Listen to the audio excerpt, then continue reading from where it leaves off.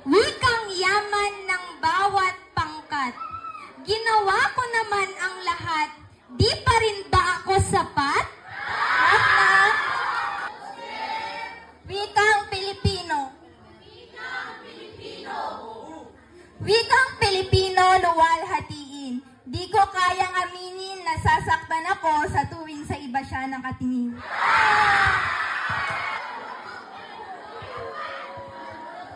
Sabi nila, wika ang daan patungo sa pagkakaisa. Pero bakit sa iba ka sumama?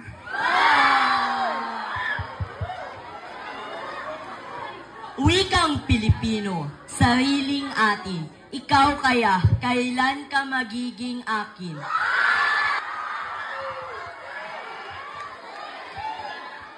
Magkaisa para sa bayan, hindi para magplastikan.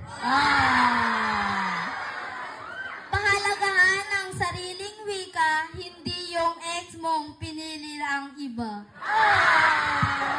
Tangkilikin at huwag kalimutan ang ating kinagisnang wika at mahalin ang mga mayamang taga-ibang bansa!